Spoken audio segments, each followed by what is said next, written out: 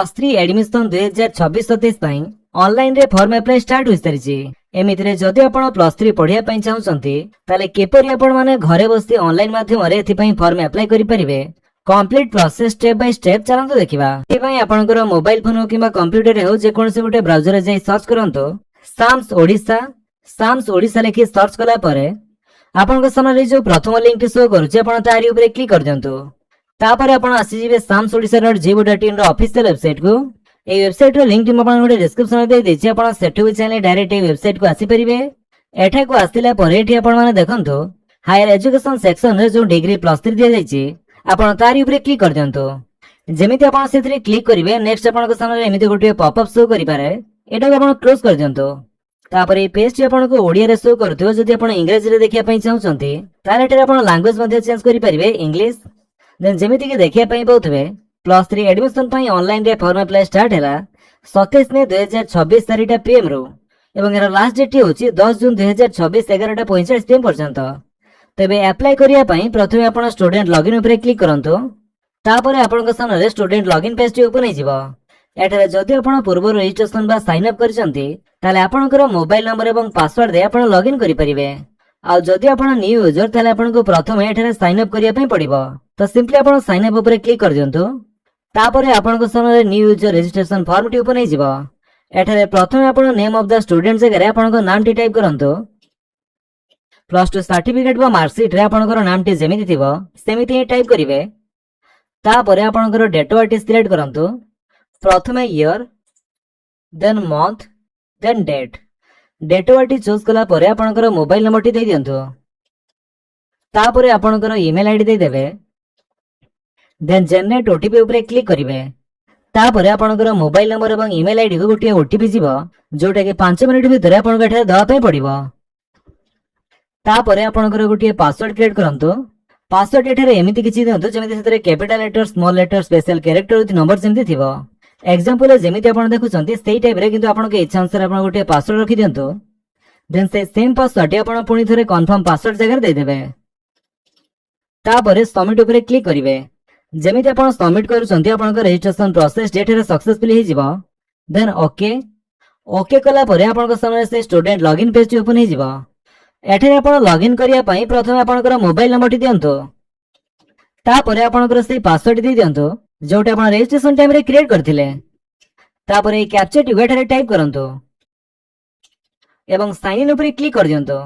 जेमिति आपण sign in ऊपर click करूचंती आपण एठारे लॉगिन हि जिवे। अब आपन को एमिति किछि शो करि पारे do you want to use DigiLocker data to autofill the common application form. जदि आपनकर पूर्वरो डिजिलॉकर अकाउंट अछि ताले से डिजिलॉकर अकाउंट द्वारा आपनकर फॉर्म फिल अप करिया पई एठारे आपण यस करिया आपनकर फॉर्म टी को ऑटो फिल करि परिबे। तो हमें नो करिवा। देन जदि आपनकर प्रोफाइल ले किछि भी भूल होई जैछि ताको आपण अपडेट करिया पई चाहउछंती ताले एठारे आपण प्रोफाइल ऊपर क्लिक करी आपनकर नेम किबा डेट ऑफ बर्थ करेक्शन करि परिबे। तो हमर एठारे सब किछि ठीक अछि। एबे हमें अप्लाई करिया पई एठारे हमें सीएफ अप्लाई ऊपर क्लिक करिवा। तापर आपनकर सामने कॉमन एप्लीकेशन फॉर्म टी ओपन हि जिवो।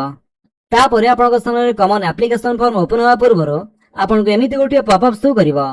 तो एठी आपण सिंपली टिक करी प्रोसीड टू अप्लाई सीएफ ऊपर क्लिक कर दियंतो। तापर आपण को एमिति गोटे इंस्ट्रक्शन पेज टी शो करिवो। आपण के फॉर्म फिल अप करिया पई को सब डॉक्यूमेंट आवश्यक से बाबत डिटेल्स रे दिया जायछि। आपण चाहिले चेक करि परंती देन क्लोज कर दियंतो। तापर आपण को सामने कॉमन एप्लीकेशन फॉर्म टी ओपन हि जिवो। एठी आपण के समस्त स्टेप गोटे पर गोटे कंप्लीट करिया पई पड़िबो। तो एठी प्रथमे पर्सनल इन्फॉर्मेशन रे एठार name of the examination council choose करंतो। तो एठार आपनकर प्लस 2 रो बोर्ड टी चूज करिवे। तो हमर जेतु council of higher secondary education Odisha तेणु हम सेटा को चूज करिवा। तापर ईयर ऑफ पासिंग चूज करंतो। को वर्ष आपण प्लस 2 पास आउट हेतिले। एग्जाम टाइप टी आपनकर एनुअल के सप्लीमेंटरी ता आपण चूज करिवे। बाय डिफॉल्ट आपनकर एनुअल रहे पई दियंतो। देन प्लस 2 रो रोल नंबर टी आपनकर दे देबे। रोल नंबर टी देस तरे आपण माउस टी को बाहर क्लिक कला परे आपनकर किछि डिटेल्स रे ऑटोमेटिक आसी जिवो। जेमिति कि आपनकर नाम father's name mother's name date of birth nationality mother tongue एवं ता सहित आपनकर मार्क गुडी का मध्ये शो करथिबो।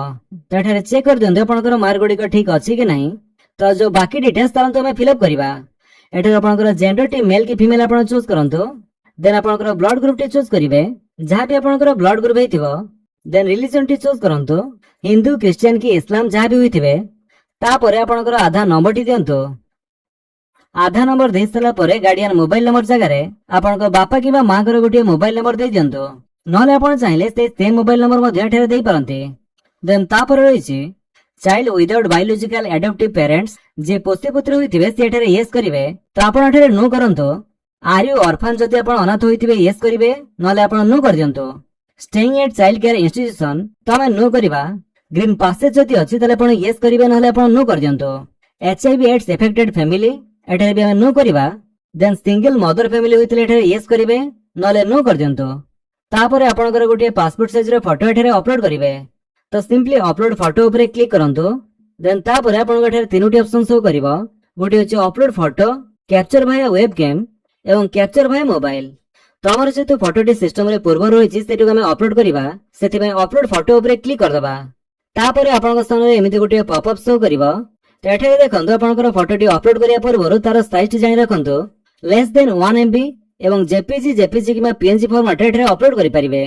तो सिंपली चूज फाइल ऊपर क्लिक करी से फोटोटी आपनकर जोठी अछि आपण अपलोड कर दियंतु। फोटोटी चूज कला परे आपण सिंपली अपलोड ऊपर क्लिक कर देबे। तापर आपनकर से फोटोर प्रीव्यू एठारे शो करिवो।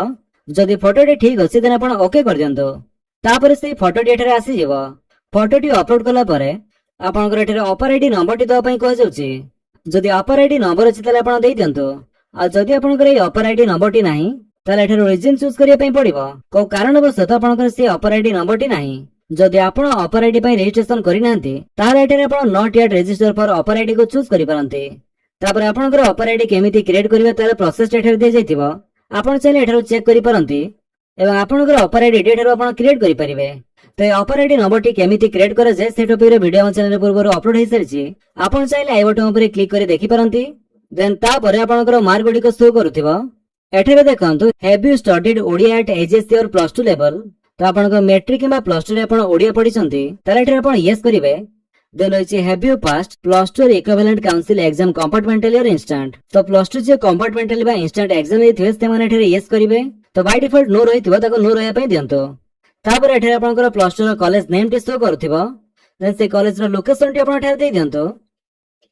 तापर से कॉलेज रो डिस्ट्रिक्ट चूज करिवे। देन ईयर ऑफ जॉइनिंग आपन से कॉलेज रे केबे एडमिशन होइतिले तार वर्ष बा ईयर टी चूज करिवे। ईयर ऑफ लिविंग टी आपनकर ऑटोमेटिक शो करूथिबो। ए सब देस तला परे आपन सिंपली सेव एंड नेक्स्ट ऊपर क्लिक कर दियंतो। Are you sure you want to proceed okay.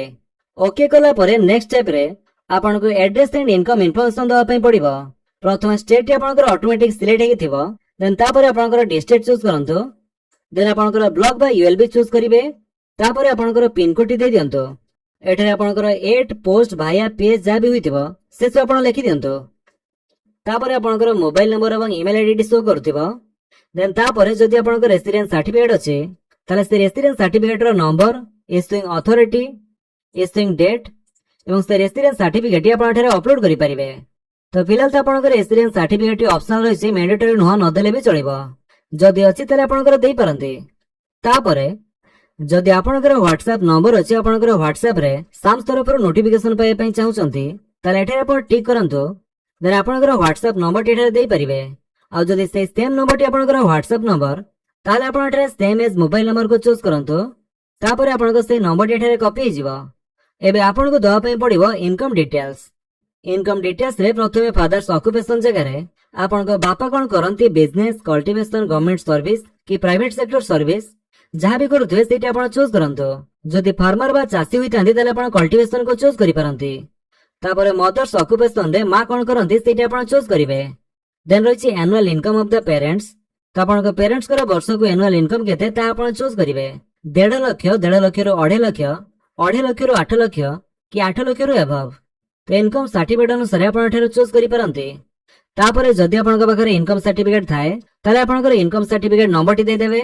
आ से इनकम सर्टिफिकेट टी काहा नाम रे इश्यू करा जायतिला तार इश्यूइंग अथॉरिटी, इश्यू डेट आ से इनकम सर्टिफिकेट एठारे ब्राउज ऊपर क्लिक करी अपलोड करि परिबे। देन डू यू पेरेंट्स पे इनकम टैक्स। जदि आपनकर पेरेंट्स इनकम टैक्स पे करूथिबे ताले एठारे यस करि परिबे। तो से बेले आपनकर इनकम सर्टिफिकेट मध्ये मैंडेटरी नुह न देले भी चलिबो। किंतु एक्जेक्ट एनुअल इनकम केते ता आपनको दवा पे पड़िबो। जदि इनकम सर्टिफिकेट अछि ताले सेठारे एक्जेक्ट एनुअल इनकम केते ता मेंशन थिबो सेठारे देखि आपण देइ परंते। नले जदि इनकम सर्टिफिकेट नाही ताले अनुमानिक मध्ये देइ परिबे। देन तापर रहिछि बैंक इन्फॉर्मेशन। एठारे आपनकर बैंक अकाउंट नंबर टी दियंतो। ଦେନ୍ କନଫର୍ମ ଆକାଉଣ୍ଟ ନମ୍ବର ଜାଗାରେ ସେ ସେମ୍ ଆକାଉଣ୍ଟ ନମ୍ବରଟି ଆପଣ ପୁଣି ଥରେ ଟାଇପ୍ କରିଦିଅନ୍ତୁ। Name of account holder name ଜାଗାରେ ଆପଣଙ୍କ ନାମଟି ଟାଇପ୍ କରିଦିଅନ୍ତୁ। ତାପରେ ଆପଣଙ୍କ ସେଇ ବ୍ୟାଙ୍କର ଆଇଏଫଏସସି କୋଡଟି ଦେଇ ଦିଅନ୍ତୁ। ଆଇଏଫଏସସି କୋଡଟି ଦେଲା ପରେ ଯେମିତି ଆପଣ ମାଉସଟିକୁ ବାହାରେ କ୍ଲିକ୍ କରିବେ ଆପଣଙ୍କର ବ୍ୟାଙ୍କ ନେମ୍ ଏବଂ ବ୍ରାଞ୍ଚ ନେମ୍ ଏଠାରେ ଅଟୋମେଟିକ୍ ଆସିଯିବ। ତାପରେ ଅଦର ଇନଫର୍ମେସନରେ ଆପଣଙ୍କର ସ୍ପେଶାଲ କ୍ୟାଟେଗୋରୀ ଏଠାରେ ଚୁଜ୍ କରିବା ପାଇଁ ପଡିବ। Household without shelter, personal disability, HIV AIDS affected family, transgender, ତେଭଳି ବହୁତ ସାରା ସ୍ପେଶାଲ କ୍ୟାଟେଗୋରୀ ରହିଛି। ଯୋଉଟା ଆପଣଙ୍କର ହେଇଥିବ ତାହା ଆପଣ ଚୁଜ୍ କରିପାରିବେ। ଯଦି ଆପଣଙ୍କର କୌଣସି ସ୍ପେଶାଲ କ୍ୟାଟେଗୋରୀ ନାହିଁ ତାହେଲେ ଏଠାରେ ଆପଣ ନନ୍ ଅଫ୍ ଦ ଏଭବ୍ କୁ ଚୁଜ୍ କରନ୍ତୁ। ତାପରେ ଅଛି are your parents beneficiary of the CM Kisan scheme. ଯଦି ଆପଣଙ୍କ ପରିବାରରେ ବାପା କିମ୍ବା ମାଙ୍କ ଭିତରୁ କେହି ସିଏମ୍ କିଷାନର ବେନିଫିସିଆରୀ ହେଇଥାନ୍ତି ବା ସିଏମ୍ କିଷାନ ଅଧୀନରେ ଆର୍ଥିକ ସହାୟତା ପାଉଥାନ୍ତି ତାହେଲେ ଏଠାରେ ଆପଣ ୟେସ୍ କରିବେ। ଯଦି ସିଏମ୍ କିଷାନ ସ୍କିମର ବେନିଫିସିଆରୀ ନୁହଁ ତାହେଲେ ଆପଣ ନୋ କରିଦିଅନ୍ତୁ। Are your parents beneficiary of the Nirman Shramik Kalyan Yojana, ମାନେ ଆପଣଙ୍କ ପ୍ୟାରେଣ୍ଟସ୍ଙ୍କର ଯଦି ଲେବର କାର୍ଡ ଅଛି ତାହେଲେ ଏଠାରେ ଆପଣ ୟେସ୍ କରିପାରିବେ, ନହେଲେ ନୋ କରିଦିଅନ୍ତୁ। ଦେନ୍ ଅଛି ଫ୍ୟୁଚର କ୍ୟାରିୟର ଅପସନ୍ ଡିଜାଇର୍ଡ ବାଇ ଆପ୍ଲିକାଣ୍ଟସ୍। ଆପଣ ଫ୍ୟୁଚରରେ କୋଉ କ୍ୟାରିୟର ଅପସନଟି ଆପଣ ବାଛିବା ପାଇଁ ଚାହୁଁଛନ୍ତି ତାହା ଏଠାରେ ଚୁଜ୍ କରିପାରିବେ। ଆକାଉଣ୍ଟାଣ୍ଟ, ଆଡମିନିଷ୍ଟ୍ରେଟିଭ ଅଫିସର, ଆର୍ଟିଷ୍ଟ, ବ୍ୟାଙ୍କର, ଡକ୍ଟର, ଇଞ୍ଜିନିୟର, ଫାର୍ମର, ଫ୍ୟାସନ ଡିଜାଇନର, ତେମିତି ବହୁତ ସାରା ରହିଛି। ଯୋଉଟା ଆପଣ ଭବିଷ୍ୟତରେ କ୍ୟାରିୟର ଅପସନ ଭାବରେ ରଖିବା ପାଇଁ ଚାହୁଁଛନ୍ତି ସେଇଟା ଆପଣ ଚୁଜ୍ କରନ୍ତୁ। ତ ଆପଣଙ୍କର ଇଚ୍ଛା କଣ ସେଇଟା ଆପଣ ଚୁଜ୍ କରିବେ। ଯଦି ଆପଣ ଏସବୁ ସ୍ପେଶାଲ କୋର୍ସ ସ୍କିଲରେ ପାର୍ଟିସିପେଟ କରିବା ପାଇଁ ଚାହୁଁଛନ୍ତି ତାହେଲେ ଏଠାରେ ୟେସ୍ କରିପାରନ୍ତି, ନହେଲେ ନୋ ମଧ୍ୟ କରିପାରିବେ। ଆପଣଙ୍କ ଇଚ୍ଛା ଅନୁସାରେ ଆପଣ ଏହା ଚୁଜ୍ କରନ୍ତୁ। ତାପରେ ସେଭ୍ ଆଣ୍ଡ ନେକ୍ସଟ ଉପରେ କ୍ଲିକ୍ କରିବେ। Are you sure you want to proceed? Okay. Okay କଲା ପରେ ଆପଣଙ୍କର ନେକ୍ସଟ ଷ୍ଟେପଟି ଆସିଯିବ ରିଜର୍ଭେସନ ଆଣ୍ଡ ୱେଟେଜ ଇନଫର୍ମେସନ। ଏଠାରେ ଆପଣଙ୍କର କାଷ୍ଟ ବା କ୍ୟାଟେଗୋରୀ କଣ ଚୁଜ୍ କରନ୍ତୁ। ST, SC, OBC, SCBC କି ଜେନେରାଲ ଯାହା ବି ହୋଇଥିବ ତାହା ଆପଣ ଚୁଜ୍ କରିବେ। ଯଦି ଆପଣଙ୍କର ST କିମ୍ବା SC କାଷ୍ଟ ହୋଇଥାଏ ତାହେଲେ ଏଠାରେ ଆପଣଙ୍କର କାଷ୍ଟ ସାର୍ଟିଫିକେଟ ଅପଲୋଡ କରିପାରିବେ ଏବଂ ତାର ଇସ୍ୟୁଇଂ ଅଥରିଟି, ଇସ୍ୟୁ ଡେଟ୍ କିମ୍ବା କାଷ୍ଟ ସାର୍ଟିଫିକେଟ ବାରକୋଡ ନମ୍ବର ଅର ମିସକେଲେନିୟସ୍ କେସ୍ ନମ୍ବରଟି ଆପଣ ଦେଇପାରିବେ। ତ SC କିମ୍ବା ST କାଷ୍ଟ ହୋଇଥିଲେ ଆପଣଙ୍କର ଆପ୍ଲିକେସନ ଫି ଏଠାରେ ଦେଖନ୍ତୁ 200 ଟଙ୍କା ରହିଛି, କିନ୍ତୁ OBC, SCBC କିମ୍ବା ଜେନେରାଲ କ୍ୟାଟେଗୋରୀ ପାଇଁ ଆପ୍ଲିକେସନ ଫି ରହିଛି 300 ଟଙ୍କା। ଏଠାରେ ମନେ ରଖନ୍ତୁ OBC କ୍ୟାଟେଗୋରୀ ପାଇଁ କୌଣସି ଏଠାରେ କାଷ୍ଟ ସାର୍ଟିଫିକେଟ ଅପଲୋଡ କରିବା ପାଇଁ ପଡିବ ନାହିଁ, କିନ୍ତୁ SCBC କ୍ୟାଟେଗୋରୀ ପାଇଁ ଏଠାରେ କାଷ୍ଟ ସାର୍ଟିଫିକେଟ ଅପଲୋଡ କରିବା ପାଇଁ ଅପସନଟି ଶୋ କରୁଛି। ତ ଆମର ଜେନେରାଲ, ସେଥିପାଇଁ ଜେନେରାଲ ସିଲେକ୍ଟ କରିବା। ଯଦି ଆପଣଙ୍କର ଇକୋନୋମିକାଲି ୱିକର ସେକ୍ସନ ବା EWS ସାର୍ଟିଫିକେଟ ଥାଏ ତାହେଲେ ଏଠାରେ ଆପଣ ୟେସ୍ କରିପାରିବେ, ନହେଲେ ଆପଣ ନୋ କରିଦିଅନ୍ତୁ। ଦେନ୍ ପର୍ସନାଲ ଡିସେବିଲିଟି ବା PWD, ଆପଣ ଯଦି ଫିଜିକାଲି ହ୍ୟାଣ୍ଡିକ୍ୟାପ ହୋଇଥିବେ ତାହେଲେ ଏ ଅପସନଟିକୁ ଚୁଜ୍ କରି ଆପଣଙ୍କର ନେଚର ଅଫ ଡିସେବିଲିଟି ଚୁଜ୍ କରିବେ, ଟେମ୍ପୋରାରୀ କି ପର୍ମାନେଣ୍ଟ। ଦେନ୍ ଡିସେବିଲିଟି ପରସେଣ୍ଟେଜ ଆପଣଙ୍କୁ ଦେବା ପାଇଁ ପଡିବ। ଯଦି 40% ରୁ ଏଭବ ହେଇଥାଏ ତାହେଲେ ଆପଣଙ୍କ ଏଠାରେ କୌଣସି ଆପ୍ଲିକେସନ ଫି ପେମେଣ୍ଟ କରିବା ପାଇଁ ପଡିବ ନାହିଁ। ଦେନ୍ UDID ନମ୍ବର ଦେବେ ଏବଂ ଟାଇପ ଅଫ ଡିସେବିଲିଟି ଏଠାରୁ ଚୁଜ୍ କରିବେ। ଯେହେତୁ ଆମେ ଫିଜିକାଲି ହ୍ୟାଣ୍ଡିକ୍ୟାପ ନୁହଁ ସେଥିପାଇଁ ଏଠାରେ ଟିକ୍ କରିବା କୌଣସି ଆବଶ୍ୟକ ନାହିଁ। ଦେନ୍ ଏକ୍ସ ସାର୍ଭିସମ୍ୟାନ, CUM କିମ୍ବା SDP ହୋଇଥିଲେ ଏଠାରେ ଆପଣ ସିଲେକ୍ଟ କରିପାରନ୍ତି। ତମର ଏସବୁ କିଛି ନାହିଁ, ତେଣୁ ନନ୍ ରହିବା ପାଇଁ ଦବା। Do you have Odisha domicile residence certificate, ଏଠାରେ ଆପଣଙ୍କୁ ୟେସ୍ କରିବା ପାଇଁ ପଡିବ। ତାପରେ ଆପଣଙ୍କର NCC ଥିଲେ କିମ୍ବା ସ୍ପୋର୍ଟସ ପର୍ସନ ହୋଇଥିଲେ ଏଠାରେ ଆପଣ ସବୁ ଟିକ୍ କରିପାରନ୍ତି, ନହେଲେ ଆପଣଙ୍କର ସବୁ ମ୍ୟାଣ୍ଡେଟୋରୀ ନୁହଁ, ନଦେଲେ ବି ଚଳିବ। ଦେନ୍ ସେଭ୍ ଆଣ୍ଡ ନେକ୍ସଟ ଉପରେ କ୍ଲିକ୍ କରନ୍ତୁ। Are you sure you want to proceed? Okay. ତାପରେ ଆପଣଙ୍କୁ ଏମିତି ଇନଷ୍ଟ୍ରକ୍ସନ ଶୋ କରୁଥିବ ନ୍ୟୁ କୋର୍ସ ପାଇଁ, ତ ଆମେ କ୍ଲୋଜ କରିଦେବା। ତାପରେ ଆପଣଙ୍କୁ କଲେଜ ଅପସନ ଦେବା ପାଇଁ ପଡିବ। ପ୍ରଥମେ ୟୁନିଭର୍ସିଟି ବା କଲେଜ ଟାଇପ ଆପଣଙ୍କୁ ଚୁଜ୍ କରିବା ପାଇଁ ପଡିବ। ଆପଣ କୋଉ ଟାଇପର କଲେଜରେ ପଢିବା ପାଇଁ ଚାହୁଁଛନ୍ତି, BA Law କିମ୍ବା AEDP କୋର୍ସ ବାବଦରେ ଆପଣଙ୍କ ଭିଡିଓଟି ଶୋ କରୁଥିବ, ଆପଣ ଚାହିଁଲେ ଦେଖିପାରନ୍ତି, ସ୍କିପ୍ କରିଦିଅନ୍ତୁ। ଏହାଛଡା ଯଦି ଆପଣ BBA, BCA, IMBA କିମ୍ବା IMCA କରିବା ପାଇଁ ଚାହୁଁଛନ୍ତି ତାହେଲେ ଏହି ଅପସନଟିକୁ ଚୁଜ୍ କରିବେ। ତ ଆମେ ସିମ୍ପଲି ଏଠାରେ ଗଭର୍ଣ୍ଣମେଣ୍ଟ ରହିବା ପାଇଁ ଦବା। ତାପରେ କୋର୍ସ ଟାଇପଟି ଆପଣଙ୍କୁ ଚୁଜ୍ କରିବା ପାଇଁ ପଡିବ। ସିଙ୍ଗଲ ମେଜର ୱିଥ୍ 2 ମାଇନର୍ସ କି ଡବଲ ମେଜର ଚୁଜ୍ କରିବା ପାଇଁ ଚାହୁଁଛନ୍ତି କିମ୍ବା 3 ମାଇନର୍ସ, ତାହା ଆପଣ ଚୁଜ୍ କରିବେ। କୋଉ ଟାଇପର କୋର୍ସ ଆପଣ ଦେବା ପାଇଁ ଚାହୁଁଛନ୍ତି ସେଇଟା ଆପଣ ଚୁଜ୍ କରିବେ। ତ ଆମେ ଏଠାରେ single major with 2 miners choose କରିବା। ତ ଏଠାରେ ପ୍ରଥମେ ଆପଣ ଯୋଉ କଲେଜ ଅପସନଟି ଦେବା ପାଇଁ ଚାହୁଁଛନ୍ତି ତାର ଡିଷ୍ଟ୍ରିକ୍ଟ ଚୁଜ୍ କରନ୍ତୁ। ତାପରେ ୟୁନିଭର୍ସିଟି ବା ସେଇ କଲେଜ ନେମଟି ଆପଣ ଏଠାରେ ଚୁଜ୍ କରିବେ। ତାପରେ ଏଠାରେ ଦେଖନ୍ତୁ ଆମେ ଯେହେତୁ ସିଙ୍ଗଲ ମେଜର ଏବଂ 2 ମାଇନର ଚୁଜ୍ କରିଥିଲେ ସେଥିପାଇଁ ସେ ଅନୁସାରେ ଆପଣଙ୍କ ଷ୍ଟ୍ରିମ୍ ଏବଂ ସବଜେକ୍ଟ ଚୁଜ୍ କରିବା ପାଇଁ ପଡିବ। ତ ପ୍ରଥମେ ରହିଛି ମେଜର। ତ ମେଜର ଆମର ଷ୍ଟ୍ରିମ୍ ଟି ଚୁଜ୍ କରିବା, ଆର୍ଟ, ସାଇନ୍ସ, କମର୍ସ ଯାହା ବି ହୋଇଥିବ। ତାପରେ ସବଜେକ୍ଟ ଚୁଜ୍ କରନ୍ତୁ। ମେଜର 1 ରେ ଆପଣଙ୍କର କୋଉ ସବଜେକ୍ଟ ରଖିବା ପାଇଁ ଚାହୁଁଛନ୍ତି। ତାପରେ ଆପଣଙ୍କର ମାଇନର 1 ରେ ଷ୍ଟ୍ରିମ୍ ଚୁଜ୍ କରିବେ, ଦେନ୍ ସବଜେକ୍ଟ। ତାପରେ ମାଇନର 2 ରେ ସେମିତି ଆପଣଙ୍କର ଷ୍ଟ୍ରିମ୍ ଚୁଜ୍ କରନ୍ତୁ। ଦେନ୍ ମାଇନର 2 ରେ ଆପଣ କୋଉ ସବଜେକ୍ଟ ରଖିବା ପାଇଁ ଚାହୁଁଛନ୍ତି ସେଇଟା ଆପଣ ଚୁଜ୍ କରନ୍ତୁ। ଦେନ୍ ତାରି ଠିକ ତଳେ ଆପଣ ଦେଖିବେ କି ଆପଣଙ୍କର ସେଇ କଲେଜର 2023, 24 ଏବଂ 2025 ର କଟ୍ ଅଫ୍ ମାର୍କ ଶୋ କରୁଥିବ। ଫାର୍ଷ୍ଟ ସିଲେକ୍ସନରେ କେତେ କଟ୍ ଅଫ୍ ଯାଇଥିଲା, ସେକେଣ୍ଡ ସିଲେକ୍ସନରେ କେତେ, ସେ ସବୁ ଆପଣ ଏଠାରେ ଚେକ୍ କରି ଆପଣଙ୍କର ମାର୍କ ଅନୁସାରେ କଲେଜ ଅପସନ ମଧ୍ୟ ଏଠାରେ ଚୁଜ୍ କରିପାରନ୍ତି। ଯଦି ସେ କଲେଜରେ ହଷ୍ଟେଲ ଆଭେଲେବଲ ଥିବ ତାହେଲେ ଏଠାରେ ଆପଣଙ୍କୁ ୟେସ୍ ଓ ନୋ ର ଅପସନ ଶୋ କରୁଥିବ। ଯଦି ହଷ୍ଟେଲରେ ରହିବା ପାଇଁ ଚାହିଁବେ ୟେସ୍ କରିବେ, ନହେଲେ ନୋ କରିଦେବେ। ତାପରେ ସେକେଣ୍ଡ ଅପସନ ଉପରେ କ୍ଲିକ୍ କରନ୍ତୁ। ଯେମିତି ଆପଣ ସେକେଣ୍ଡ ଅପସନ ଉପରେ କ୍ଲିକ୍ କରୁଛନ୍ତି ଆପଣଙ୍କର ସେଇ ଯୋଉ ଫାର୍ଷ୍ଟ ଅପସନଟି ସେ ଅପସନଟି ଆପଣଙ୍କ ଏଠାରେ ଉପରେ ଆଡ୍ ହେଇଯିବ। ଏଠାରେ ଆପଣ ଚାହିଁଲେ ଯଦି କୌଣସି ଭୁଲ ରହିଯାଇଛି ଆପଣ ଏଠାରୁ ଏଡିଟ୍ କରିପାରିବେ। ଆଉ ଯଦି ଫାର୍ଷ୍ଟ ଅପସନଟି ଆପଣ ଭୁଲ ଦେଇଦେଇଛନ୍ତି ତାହେଲେ ଏଠାରୁ ଡିଲିଟ୍ ମଧ୍ୟ କରିପାରିବେ। ଦେନ୍ ଏଇଭଳି ଆପଣଙ୍କର ସେକେଣ୍ଡ କଲେଜ ଅପସନଟି ଚୁଜ୍ କରନ୍ତୁ। ତାପରେ ସେକେଣ୍ଡ ଅପସନରେ ଯୋଉ କଲେଜ ନେମଟି ଦେବା ପାଇଁ ଚାହୁଁଛନ୍ତି ତାର ଡିଷ୍ଟ୍ରିକ୍ଟ ନେମଟି ଆପଣ ପ୍ରଥମେ ଚୁଜ୍ କରନ୍ତୁ। ତାପରେ କଲେଜ ବା ୟୁନିଭର୍ସିଟି ନେମଟି ଚୁଜ୍ କରିବେ। ସେଇଭଳି ଆପଣଙ୍କର ମେଜର 1 ରେ ଷ୍ଟ୍ରିମ୍ ଚୁଜ୍ କରନ୍ତୁ। ତାପରେ ସବଜେକ୍ଟ ଚୁଜ୍ କରିବେ। ତାପରେ ସେଇଭଳି ମାଇନର 1 ରେ ଆପଣଙ୍କର ଷ୍ଟ୍ରିମ୍ ଚୁଜ୍ କରିବେ ଏବଂ ମାଇନର 2 ରେ ମଧ୍ୟ ସେଇଭଳି ଆପଣଙ୍କର ଷ୍ଟ୍ରିମ୍ ଚୁଜ୍ କରି ସବଜେକ୍ଟ ଚୁଜ୍ କରିଦେବେ। ଦେନ୍ ସେଇଭଳି ଆପଣଙ୍କର ଏଠାରେ ତଳେ କଟ୍ ଅଫ୍ ମାର୍କ ଶୋ କରୁଥିବ ଏବଂ ଆଡମିସନ ଫି ସହିତ ହଷ୍ଟେଲ ଫି ମଧ୍ୟ ଦିଆଯାଇଥିବ। ହଷ୍ଟେଲ ଆଭେଲେବଲ ଥିଲେ ୟେସ୍ ଓ ନୋ କରିପାରିବେ। ତାପରେ ଥାର୍ଡ ଅପସନ ଉପରେ କ୍ଲିକ୍ କରିଦିଅନ୍ତୁ। ତ ମିନିମମ୍ ଆପଣଙ୍କୁ ଏଠାରେ 5ଟି କଲେଜ ଅପସନ ଦେବା ପାଇଁ ପଡିବ। ତ ମ୍ୟାକ୍ସିମମ୍ ଯେତେ ଇଚ୍ଛା ଆପଣ ଦେଇପାରନ୍ତି। ତମର ଏଠାରେ ମିନିମମ୍ 5ଟି କଲେଜ ଅପସନ ଆଡ୍ ହେଇଗଲା। ଆପଣ ଚାହିଁଲେ ଆଉ ମଧ୍ୟ ଦେଇପାରିବେ। ତ ଏଭଳି ସମସ୍ତ କଲେଜ ଅପସନ ଆପଣ ଦେଇ ସାରିଲା ପରେ ଏଠାରେ ଆପଣ ସିମ୍ପଲି ପ୍ରିଭ୍ୟୁ ଉପରେ କ୍ଲିକ୍ କରିଦିଅନ୍ତୁ। କନଫର୍ମେସନ ରିକ୍ୱାର୍ଡ ଏଠାରେ ଟିକ୍ କରିବେ। ଯଦି ଠିକ୍ ଅଛି ତାହେଲେ ଆପଣ କନଫର୍ମ ଉପରେ କ୍ଲିକ୍ କରିଦିଅନ୍ତୁ। ତାପରେ ଆପଣଙ୍କର ସେ ଆପ୍ଲିକେସନ ଫର୍ମଟି ଏଠାରେ ପ୍ରିଭ୍ୟୁ ହେଇଯିବ। ଭଲ ଭାବରେ ଚେକ୍ କରିଦିଅନ୍ତୁ ଆପଣ ଯୋଉ ସବୁ ଡିଟେଲ୍ସ ଦେଲେ ସେ ସବୁ ଠିକ୍ ଅଛି କି ନାହିଁ। ଯଦି କିଛି ଭୁଲ ଥାଏ ତାହେଲେ ଏଠାରେ ଆପଣ ଏଡିଟ୍ ଉପରେ କ୍ଲିକ୍ କରି ସେ ସବୁ ଏଡିଟ୍ କରିପାରିବେ। ଆଉ ଯଦି ସବୁ କିଛି ଠିକ୍ ଅଛି ତାହେଲେ ଆପଣ ସେଭ୍ ଆଣ୍ଡ ପ୍ରୋସିଡ୍ ଉପରେ କ୍ଲିକ୍ କଲା ପରେ ଆପଣଙ୍କୁ ଏମିତି ଶୋ କରିବ you have entered 5 option, click okay to submit. Are you sure to submit the application? Okay. Okay କଲା ପରେ ଆପଣଙ୍କ ସାମ୍ନାରେ ସମସ୍ତ ପେମେଣ୍ଟ ଗେଟୱେ ଶୋ କରିବ। ଆପଣଙ୍କ ଇଚ୍ଛା ଅନୁସାରେ ଆପଣ ଯେକୌଣସି ଗୋଟିଏ ଗେଟୱେ ଚୁଜ୍ କରିପାରିବେ। ଆପଣଙ୍କର ଯୋଉ ବ୍ୟାଙ୍କରେ ଆକାଉଣ୍ଟ ଥାଉ ନା କାହିଁକି ଆପଣଙ୍କ ଇଚ୍ଛା ଅନୁସାରେ ଯେକୌଣସି ଗୋଟିଏ ଗେଟୱେ ଚୁଜ୍ କରନ୍ତୁ।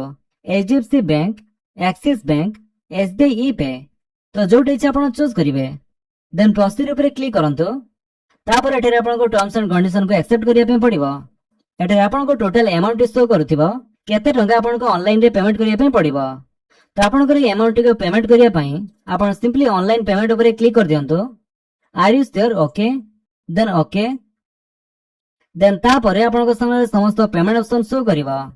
ଏଠାରେ ଆପଣ debit card, credit card, SBI corporate credit cards, net banking କିମ୍ବା UPI ଯୋଉଥିରେ ଇଚ୍ଛା ଆପଣ ପେମେଣ୍ଟ କରିପାରିବେ। ଯଦି ଆପଣ UPI ଦ୍ୱାରା ପେମେଣ୍ଟ କରିବା ପାଇଁ ଚାହୁଁଛନ୍ତି ତାହେଲେ ଏଠାରେ UPI କୁ ସିଲେକ୍ଟ କଲା ପରେ UPI QR କୋଡ୍ ଚୁଜ୍ କରନ୍ତୁ। ଦେନ୍ ପେ ନାଓ। ଯେମିତି ଆପଣ ପେ ନାଓ ଉପରେ କ୍ଲିକ୍ କରୁଛନ୍ତି ଆପଣଙ୍କ ସାମ୍ନାରେ ଏମିତି ଗୋଟେ QR କୋଡ୍ ଶୋ କରିବ ଯୋଉଟା କି 5 ମିନିଟ୍ ଭିତରେ ଆପଣଙ୍କର ଯେକୌଣସି UPI ଆପ୍ ରେ ସ୍କାନ କରି ପେମେଣ୍ଟ କରିପାରିବେ। ପେମେଣ୍ଟଟି କନଫର୍ମ ହେଲା ପରେ ଆପଣଙ୍କର ସେ କମନ ଆପ୍ଲିକେସନ ଫର୍ମ ବା CA ଫର୍ମଟି ଜେନେରେଟ୍ ହେଇଯିବ। ସେଠାରେ ଆପଣଙ୍କର CA ଫର୍ମର ପ୍ରିଣ୍ଟ ଆଉଟଟି ବାହାର କରି ଆପଣଙ୍କ ପାଖରେ ରଖନ୍ତୁ। ତ ଏମିତି ପ୍ରୋସେସରେ ଆପଣ ଘରେ ବସି ଅନଲାଇନ ମାଧ୍ୟମରେ ଅତି ସହଜରେ ଡିଗ୍ରୀ +3 ପାଇଁ ଫର୍ମ ଆପ୍ଲାଏ କରିପାରିବେ। ଯଦି ଆପଣଙ୍କ ଭିଡିଓଟି ଭଲ ଲାଗିଛି ତାହେଲେ ଆପଣ ଭିଡିଓକୁ ଲାଇକ୍ କରିଦିଅନ୍ତୁ, ଆପଣଙ୍କ ସାଙ୍ଗମାନଙ୍କ ଭିତରେ ସେୟାର କରି ଜଣାନ୍ତୁ। ଆଉ ଯଦି ଆପଣ ଆମ ଚ୍ୟାନେଲରେ ନୂଆ ଚ୍ୟାନେଲକୁ ସବସ୍କ୍ରାଇବ କରି ବେଲ୍ ଆଇକନ୍ ଦବାଇ ଅଲ୍ ନୋଟିଫିକେସନ କରିଦିଅନ୍ତୁ ତାକି ଯେତେବେଳେ ଭିଡିଓ ଅପଲୋଡ କରିବେ ଆପଣ ଦେଖିପାରିବେ। Thank you for watching.